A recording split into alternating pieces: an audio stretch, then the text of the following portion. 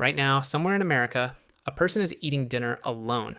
Not because they want to, not because they chose it, but because there is genuinely no one to eat with. No one who would notice if they didn't show up tomorrow. No one who would stop walking. No one who would turn around. No one they could call at 2 a.m. if something went wrong. And the strangest part, and that person probably lives within a mile of hundreds of other people feeling the exact same thing. 2023, the United States Surgeon General has issued an official advisory. Not about obesity, not about smoking, not about opioids, about loneliness. He called it an epidemic. He said it was killing Americans at a scale most people had no idea about. Lonely people face a 26% higher risk of premature death. The health impact of chronic loneliness is equivalent to smoking 15 cigarettes a day, 15 cigarettes every day, just from being alone. But here's what nobody in that conversation mentioned, what no news anchor covered, what no politician addressed. Americans are not lonely because something went wrong with this generation. Americans are lonely because something went wrong with the last 12,000 years. And to understand how we got here, you have to go back to a world that no longer exists. A world where being alone wasn't just uncomfortable, it was a death sentence. It was a death sentence. Because the dark was not empty. The dark had eyes. And the only thing that kept those eyes away was the group, the fire, the people, the circle. That was the design for 300,000 years, and that was the design. For 300,000 years, your ancestors never slept alone. Not once. Not voluntarily. The idea of choosing isolation would have been as incomprehensible to them as choosing to stop breathing. In hunter-gatherer bands, the group was everything. 15 to 50 people. You were born among them, you slept beside them, you ate with them every single day, you knew every face, every voice, every mood, you knew who had a bad knee, who was grieving, who was falling in love. You knew these things not because you asked, but because you were physically present with these people every waking hour of every day for your entire life. Anthropologists call this the environment of evolutionary adaptiveness. The conditions your brain was literally built to operate inside. And the core feature of that environment was this: you were never ever alone, because alone meant dead. A single human on the African savannah at night was a meal. No one to watch for predators while you slept, no one to help if you were injured, no one to share food when the hunt failed, no one to care for your children if you collapsed. The group was not a social preference. It was the biological minimum for survival. Your nervous system understood this. It still does. When you feel lonely, that hollow, restless, low-grade anxiety that hums beneath a quiet evening, that is not weakness. That is an ancient alarm system doing exactly what it was designed to do. Your brain is scanning for the group. It cannot find the group, so it fires the same distress signal it has been firing for 300,000 years. Danger, you are alone, find them now. The only difference between then and now, then that alarm worked. You walked back to camp, you sat down beside people who knew your name, the alarm turned off. Now you scroll, the alarm keeps going, the alarm keeps going. That is the gap, right there, between the orange light of a campfire and the blue light of a screen. That gap is the entire story. So what happened? How did the most socially wired species in the history of the planet end up eating alone? The answer is not one moment, not one decision. It is a series of decisions, economic, architectural, cultural. Each one made perfect sense on its own. And together they quietly dismantled the social structure humans had spent 3 million years building. It starts with a word most Americans would never connect to: loneliness, mobility. In 1950, the average American lived within 20 miles of where they were born for their entire life. Your family was there. Your neighbors had known you for decades. The butcher knew your order. The priest knew your face. You did not choose these people. You inherited them. And that inheritance, invisible as it was the structural foundation of everything. Then the economy moved, and Americans moved with it. By 2023, the average American moves 11 times in their lifetime. 11 times. Each move severs the slow-built tissue of familiarity that genuine connection requires. Each move drops you into a neighborhood of strangers where everyone is too busy, too transient, too guarded to become anything else. You start over, again and again and again. Your ancestors never started over, not once. They died surrounded by the same people they were born beside. Those people held their whole story, every chapter from birth. You introduce yourself at 34 to a neighbor you will move away from in 3 years. But mobility alone doesn't explain it, because Americans also built something no other species in history has ever built: privacy.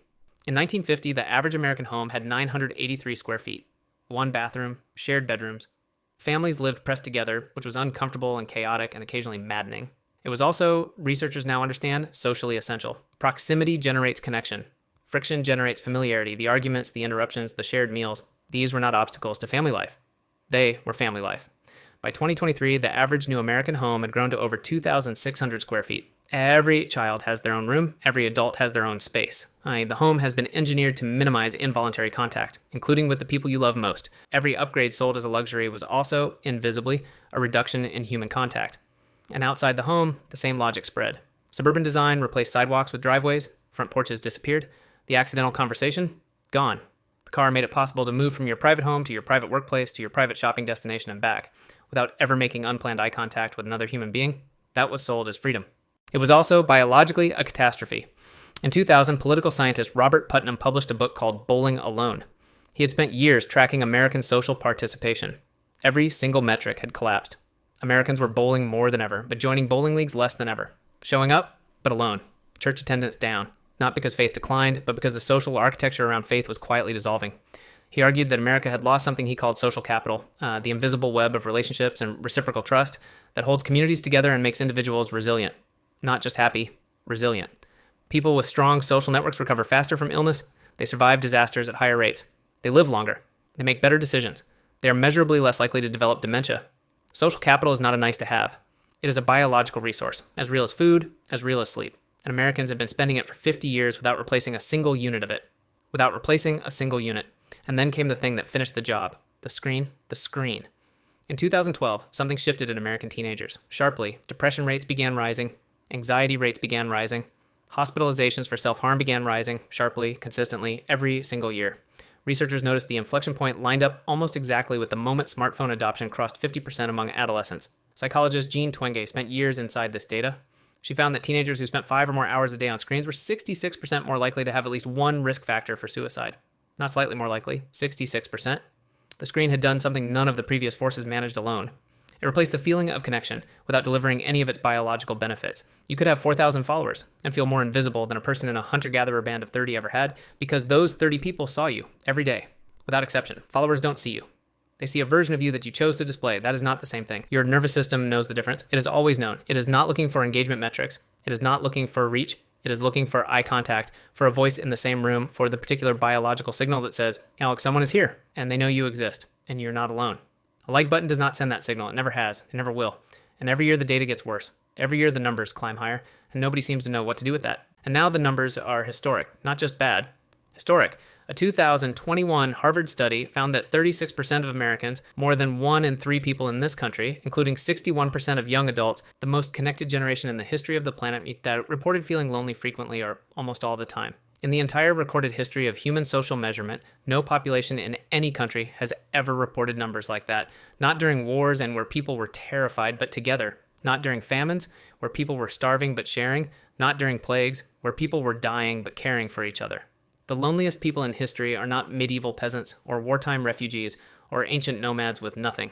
They are Americans, right now, with the fastest internet connections on Earth, the most entertainment ever produced. The largest homes in the world, because none of that is what your nervous system is looking for, not one bit of it. Your brain is looking for what it has always looked for, a face that knows your name, a voice that checks in, not because they need something, just because. A group of people who would notice your absence, who would ask where you went, not followers, not contacts, not connections on a platform, witnesses, people who can actually see you. For 300,000 years, every human who ever lived had that, by default. Without trying, without apps, without effort. It was not something you built or maintained or optimized. It was simply what life was. You were embedded in a web of people who knew you completely and needed you in order to survive. That web did not break because Americans became shallow or selfish or distracted. It broke because every economic and architectural and cultural decision of the last 70 years optimized for individual efficiency and quietly, without announcement, de-optimized for everything the human nervous system actually requires. You were handed a bigger house, a faster car, a more private life, and a device that simulates connection while delivering none of it. And somewhere along the way, without anyone announcing it, without anyone choosing it, you ended up eating dinner alone in a country of 335 million people. 335 million people. And somehow more than 1 in 3 of them is eating that same dinner alone. In a species that was never in its entire history supposed to be this far from the fire. We built bigger homes to get away from the people we love. We built suburbs that made spontaneous contact structurally impossible. We built an economy that moved people every 11 years and called the uprooting opportunity. And we built a device that made loneliness look like socializing. And then we were confused by the data, 36% lonely, 61% of young adults, 15 cigarettes a day, just from living alone in a crowd. 26% higher chance of dying early, not from disease, not from accident, but from the simple, quiet absence of people who know your name. This is not a mental health crisis in the traditional sense. This is an evolutionary mismatch. A species running hardware built for one world dropped into a world that hardware was never designed for. The body is working. The alarm is working.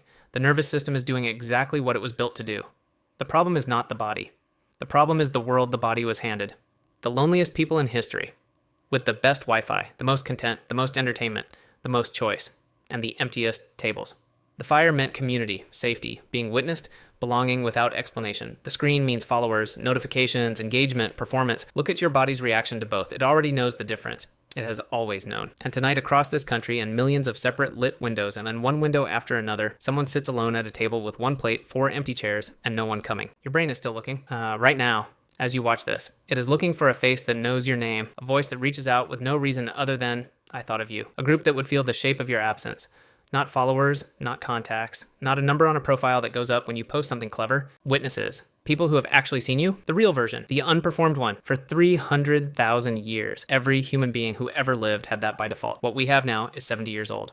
Against 300,000. That is not a cultural shift. That is an evolutionary emergency wearing the clothes of progress. This did not happen because Americans became broken people. It happened because systems, economic, architectural, technological, cultural, chose efficiency over proximity. Every single time a choice had to be made, the gifts looked good, they were good individually, but none of them were what the body was asking for, and the body never stopped asking. Nobody announced it, nobody put it to a vote, and somewhere in the middle of all that progress, you ended up eating dinner alone, in a country of 335 million people who are eating that same dinner alone, in a species that was never, not once in its entire evolutionary history, supposed to be this far from the fire. The fire. We're so far from it now. Millions of separate fires, all burning in isolation. Each one just far enough apart that no one's warmth reaches anyone else. One window, one table, one plate, one person. Who wakes up every morning and does not have a word for what is missing, but whose body knows exactly what it is. But this is what we were built for.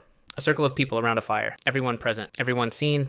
Everyone known. That is the trade we made. Without knowing we were trading, without anyone asking if we wanted to. The alarm your body developed 300,000 years ago is still running inside you right now. It is scanning the empty chair beside you. It is scanning the quiet room, the silent phone, the scroll that never fills the gap it was never designed to fill. The hardware has not changed. Only the world it was built for. And here's the part that never makes it into the loneliness conversation. You are not broken. Your nervous system is not malfunctioning. It is doing its job with perfect accuracy, looking for something that the modern world removed and then told you to replace with a screen. The fire is still possible. It was always possible. It requires nothing you do not already have, but it will not come from a device. It will not come from a follower count. It will not come from any of the things that were handed to you in place of it. For 300,000 years, no human being had to try to belong. It was just what life was. You were born into it. The people around you knew your whole story without you ever having to perform it for anyone. You might be the first generation in the entire history of this species for whom that is not true.